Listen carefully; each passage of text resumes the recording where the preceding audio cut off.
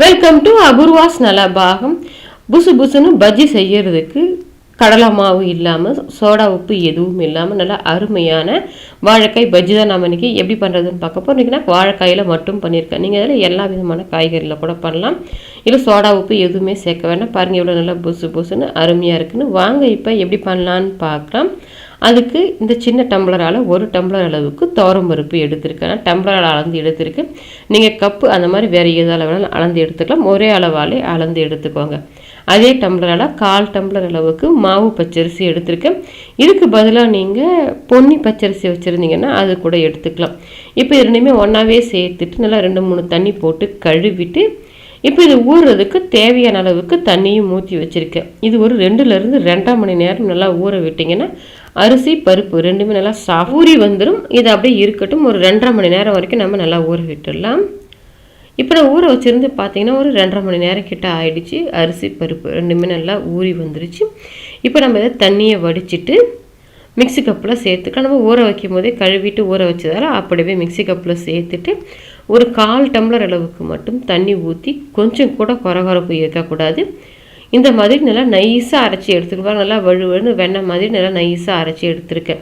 துவரம்பருப்புன்றதுனால நல்லாவே சாஃப்டாக அரைஞ்சி வந்துடும். இப்போ ஏதோ ஒரு பாத்திரத்துக்கு மாற்றிட்டு கன்சிஸ்டன்சி பார்த்திங்கன்னா இட்லி மாவு பதத்துக்கு இருக்குது பாருங்கள். இந்த பதத்துக்கு இருந்துச்சுன்னா கரெக்டாக இருக்கும். ரொம்ப தண்ணியாகவும் இருந்துச்சுன்னா நமக்கு எண்ணெய் குடிக்கும்.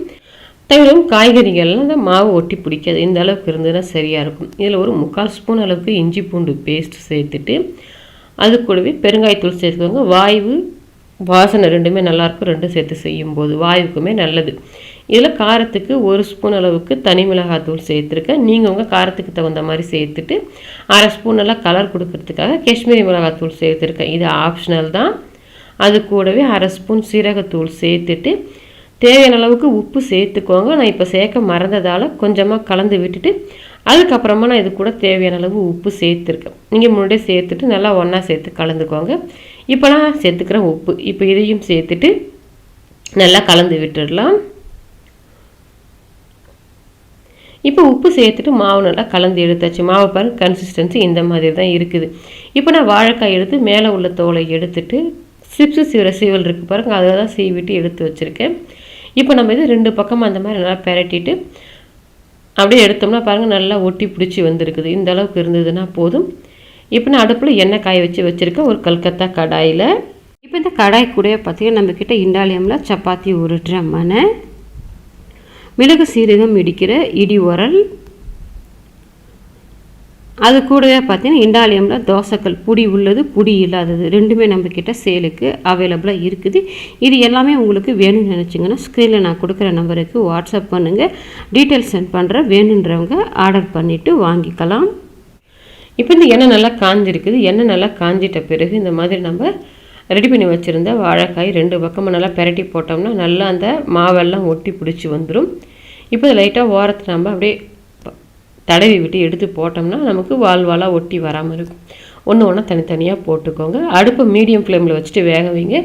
அப்போ தான் நமக்கு உள்ளே இருக்கிற வாழைக்காய் மேலே இருக்கிற அந்த மாவெல்லாம் நல்லா மொறுன்னு வெந்து புசு புசுன்னு வரும். இப்போ பார்க்கும்போதே உங்களுக்கு தெரியும் நம்ம சோடா உப்பு எதுவுமே சேர்க்கலை.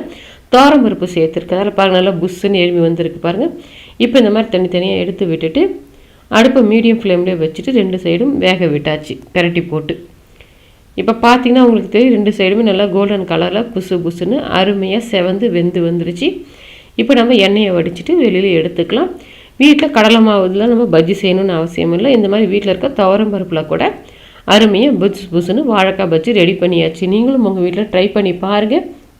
ட்ரை பண்ணி பார்த்துட்டு எப்படி வந்ததுன்றதை கமெண்ட் செக்ஷனில் சொல்லுங்கள். லைக் பண்ணுங்கள், ஷேர் பண்ணுங்கள். அபூர்வாஸ் நலபாகத்துக்கு சப்ஸ்கிரைப் பண்ணுங்கள். கூடவே பெல் பட்டனையும் கிளிக் பண்ணுங்கள்.